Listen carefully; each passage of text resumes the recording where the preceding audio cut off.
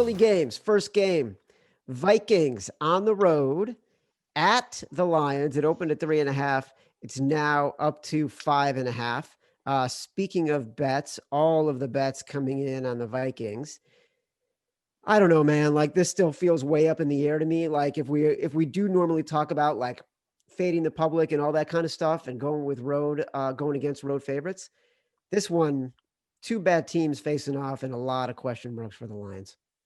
Yeah, week 17, throw all that out. Like, who cares who the public's on? Like, it's just all madness. Like, there's certain teams who are just going to be resting guys, and there's going to be certain teams who have already punched their vacation tickets. Like, this is literally a paycheck game. They do not care. So, I'm right there with you. A normal week, I would not take Vikings. I would happily take the Lions, especially in a divisional game. But Matthew Stafford's not right. Vikings offense is fully healthy. Like, they've been beat by good teams, the Vikings, and they've played tough, but awful defense. It's terrifying that they could be backdoored at any time. But if this is the backup quarterback for the Lions, we take the Vikings in our pick pool, because it's like that guy is just collecting a paycheck. He's not a starting quarterback. He was horrible when he came in for Stafford. He was non-existent against a Bucs defense that they're not that great. So for me, I would take the Vikings here. But if people have hesitation about putting the competition, I completely understand. It's Vikings minus 6.5, not 5.5. I read that wrong. All right. I don't know that it's going to be like, for me, a top 5 pick, but I wrote it on the list. Okay. List. It could be one of our 5. Again, we're going to make 5 picks. The contest is over. We're still going to make 5 picks.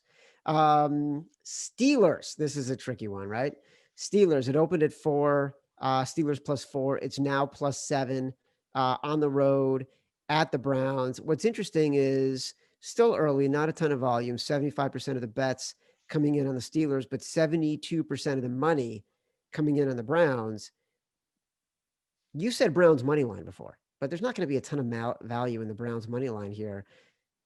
Then again, like, you make money, right? And so what's your thinking here? You mentioned this game specifically before. Yeah, like the Browns money line is a parlay money line. Like, you throw that in with another one of these favorites that are just like playing against a team of all backups. But 7 points is a lot of points, and we'll have to wait and see who's going to play for the Steelers. Because if they're playing all their starters on defense, I actually don't hate that number, because this is a divisional game. I think the Steelers would love to spoil the Browns' chances of getting in the playoffs, but they're resting J.J. Watt, they're resting Big Ben, and all these other players on the Steelers, and the Browns get all their wide receivers back. Of course, I would take the Browns here. They're going to be playing for way more than the Steelers. So this is one of those you're going to have to wait until the end of the week and watch and see what players are playing for the Steelers before you bet this game. All right, I'm just making a note. Wait until end of week. I'm putting it in my special red book, and then when we text on Sunday morning, I have it in front of me. That was also part of the problem, as we discussed. Like Sunday mornings, you would text me, and it's like the middle of a crazy hectic morning where I'm trying to keep track of what our traffic is like. I'm trading notes with other folks on the edit team. I'm prepping for our Sunday show, Convince Me, 11 a.m. at Action Network HQ. We will have another one this weekend. And like, then you'll text me with our picks. And sometimes I didn't have my notebook and I wouldn't be able to see what we liked on Tuesdays. And I would get flustered. So I carry the notebook with me at all times now. Wow, what a nerd! What a nerd comment that was. I need my notebook. Where's my notebook? Yeah. By the way, we don't have the notebook, and we're not going to 5-0, motherfucker. That's true. All right. Cowboys at Giants. This is your game, buddy. This is your game. It's the Giants +2.5, maybe +3, depending on the book. This is an NFC East title game. The Cowboys need this game. And this is the time to let you down. I've been waiting for this moment to fade the Cowboys. This is so Cowboys. They get their fans back. Everyone's back on. Everyone's going to be betting the Cowboys. The Giants are awful. They played awful. Giants are going to win this game. This is definitely our big balls bet of the week, because no one wants to bet this. Big balls bet of the week. You want to bet the Giants? Do you want to bet them on the money line, or do you want to bet them at +3? I'm going to wait for the +3, +3.5, because the public's going to come in so heavy on the Cowboys. They're in. They're so in. And we talked last week. That's why I love the Cowboys. No one was betting them. They were a home team that everyone hated. and people were betting big money on a rookie quarterback making his second road start. So this is just the same exact thing, but you flip it, where the Giants have just been terrible. Daniel Jones is bad. He has not played well since coming back from this injury. But this is just a great matchup where all the pressure in the world's on the Cowboys and Andy Dalton, the Red Rifle, on the road. I feel like he's just gonna blow this game. So I like the Giants. I like their defense here. I like that +3. Well, you're not wrong. Like the bets and the money, it's all coming in on the Cowboys right now. This is, and it's a similar situation to the Steelers and the Browns. Like this has like divisional rival, screw up your season written all over it. And to be honest, the Cowboys don't deserve to be in the playoffs. They have made horrible decisions, coaching decisions all season long. I don't know how Mike McCarthy like ends up with that job and then ends up keeping that job. There's so many good candidates. Like over the years, the Cowboys are going to see some of these candidates get job and be like, really? We could have had that guy instead. So I'm with you.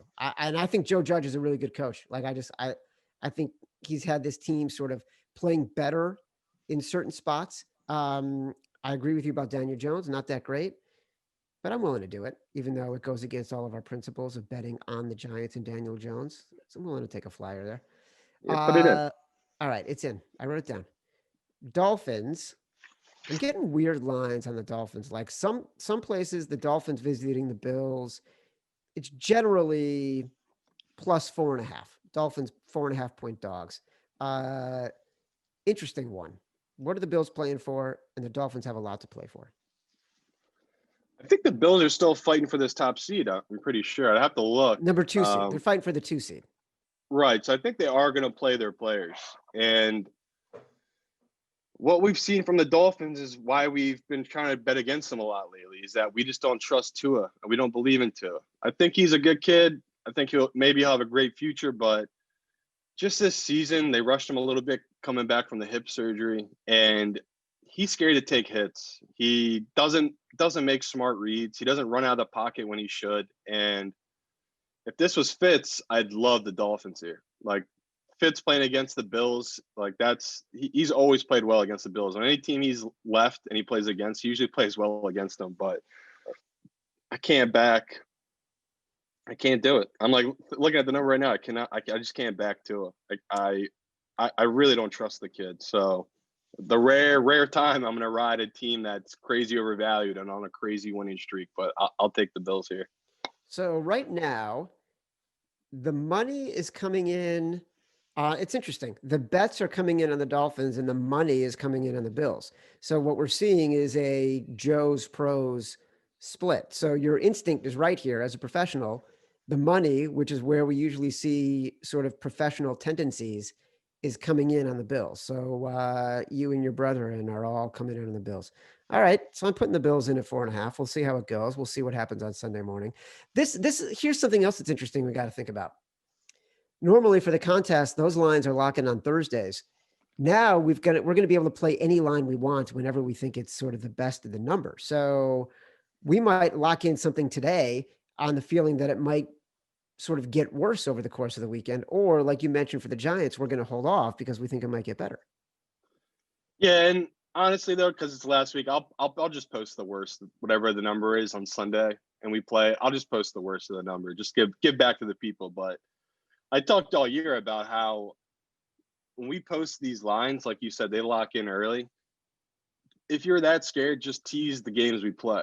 Because usually when we do get games wrong, it's by a half point or a point. It's rare that we're off by a ton of points. So just the same this week, I'll post the worst of the lines. Whatever the lines are on Sunday, we'll just play that. But if you're unsure about whatever games we're picking, just put them in teasers, man. If you're scared of these numbers and you want the comfort, play the teaser. But I just don't, because I love the value of playing our numbers straight. That's why usually when I post these numbers, I just say, listen, I know we don't have great numbers here, but I still like the numbers they're at. So hopefully this week that holds true. And we post the worst of the number and it won't matter like it has in most weeks. All right. Jets +4.5 on the road at the Patriots. Boy, this is a dreadful Patriots team. Yeah, I was honestly shocked last night how bad they were with it. I know Gilmore is out, and that literally shuts down half the field for them. And that really showed last night where Diggs did whatever he wanted against that New England secondary. Scary to back the Jets to win 3 in a row here, but I'm the biggest Jets fan, man. They've won me so much money the last couple of weeks here, and I still think they're being undervalued. Even though I know the public's going to finally come in on them because they've been playing better than the Patriots, but this number should be 3. I think we're getting good value here with the Jets, and I I know that the Patriots are going through right now, and none of us feel bad for you Patriots fans. Like, you literally just had the greatest 20-year run in NFL history, but it is heartbreaking just seeing how horrible they are. Like, Stenham, he's terrible, and Cam's terrible. So I don't care which one of them starting. I like the number here with the Jets. Are you fucking kidding me that we would ride the Jets for the third week in a row? You love the Jets, Chad. They got you $4,000. Well, in theory, they got me a lot less than that, and and and now the guy who actually helped me win that is convincing me that we should just keep rolling it over. So I don't know that the Jets have gotten me anything other than false hope and maybe losing out on a 4-figure payday. Oh, come on, buddy. But Come I have on, faith. buddy. I got faith. Yeah. I'm with you though. It is scary because it would be 3 straight weeks of taking the Jets, but I just think they're still undervalued in the market. I like the number. As Billy Joel says, I'm keeping the faith. Falcons. God, I hate this team. Falcons plus what is that? 6.5 on the road at the Bucks. What do we think here? Like, that number moved a little bit. It opened at 7.5. It's come down. I don't have I have no opinion on this game. I have no theory on this game, and I know that it's a team in the Falcons that has let me down every single week, except for last week where they were one of the teams that we thought we should have bet on, and it didn't matter. But don't like them. Don't like this game. Don't like anything about it. Yeah, it's a true coin flip game. I don't know how Atlantic players keep showing up after these brutal losses. Like, just back-to-back weeks of just disgusting losses of games they should have won. But the Buccaneers coming off a huge road win, coming home, getting ready for the playoffs. I'm thinking maybe they're going to overlook Atlanta here, and I don't think Matt Ryan's going to take a game off. So as long as this number stays above 5.5, I'd be cool with taking Atlanta, but I'm with you. I wouldn't put in the competition. We're not. Why do you keep saying put it in the competition? There is no competition. Now we're just choosing the 5 best bets. Well, I'm actually in a couple other ones. I don't want to break your heart and tell you I'm cheating on you, but I still have a chance to place top 5 in Circa, which is a competition out in Vegas. And in the gold, in the super contest, my group has a chance to finish first, but we need like the luck of all luck. We need to pretty much go 5-0 and the top guy to go 1-4. But so pretty much I'm talking for myself and what I'll be playing in these different pick pools. But yeah, Hold on a second. This is, I got to tell you, like, this is the first I've heard of this. And I kind of can't believe you're in other competitions without me. Without you? I mean, I work for a group. Of course I'm in other competitions. Like, we're nut jobs, man. Like, these guys, they want to have action on everything. They want to be in everything. That's why, like, we do all these different survivor contests and pick pools. But with you, I have a little bit more control, surprisingly. Like, you, for the most part, even though I know you took over the reins of survivor contest and we saw how that worked out for us, but for the most part, you've let me pretty much run the show, where these other guys, they're pros like me, so they're a little more like, oh, I got to read on this one, like you're overthinking it, blah blah blah. So it's worked and it hasn't worked, but in the circuit has worked. Like, we did really well in that one. But yeah, I just didn't bring it up because it's like, who cares? Like, we had our own competition. That's all I was focused on when I was with you. So yeah, I'm one of those people. Here's everything I just heard in whatever you just said. All I heard was, A, you're cheating on me. B, you just completely diminished everything I brought to the table for the entire season. Not at all. You were my anchor. You held me down. No, I'm kidding. No, man, you were good. Like, your bye weeks were the clutchest thing of the season. You had us skip like 2 bye weeks combined. We were 3-7. So that's where you saved us, Chad. I thought I had some really good picks over the course of the year. Really good picks. Many times on Sunday mornings, I walked us away from making bad picks and provided ballast. Oh I my put us God. back on the path to winning. I reminded us that we could not get emotional, that we could not be cowards on Sunday morning. Because otherwise, you're out there like being, crazy bearded, Simon and thinking all these crazy thoughts. I'm the one who's saying, dude, get back to the fucking basics. Yeah, it's true. It's true. But at the same time, I don't know. We don't have to get into it. But yeah, it's like it is a give and take. So it was one of those most Sunday mornings, if you were super passionate, I would just give it to you. I'd be like, all right, Chad thinks he's got to read. I'm gonna let it ride here. So it was definitely fun Sunday mornings arguing with you about the picks. And then, but the intimation here is that I give it to you, and then we lose. Right. But not all the time. Not all the time. All right. Ravens at Bengals. Ravens 11 and a half. Bengals. I mean, look, that's a big number on the road, but obviously they need a win and in situation here. Yeah, this is one of those I'll be throwing the Ravens money line in some plays, but it's terrifying. I just can keep getting this memory years ago of the Ravens needed to win a game against a terrible Bengals team, and Andy Dalton on like 4th and 20 put the ball in the end zone. The Bengals beat the Ravens outright, and it was like one of the most shocking upsets I can remember. But Yep. that was Andy Dalton versus Joe Flacco. Ain't no Joe Flacco on the field today, so I'll take the Ravens big number. I played them last week against the Giants, even though I felt gross, and it worked out. And we talk about all the time, the Ravens just beat up these bad teams. So I don't hate taking the Ravens here, but it's such a big number. I'm with you. I probably wouldn't put this in my competition.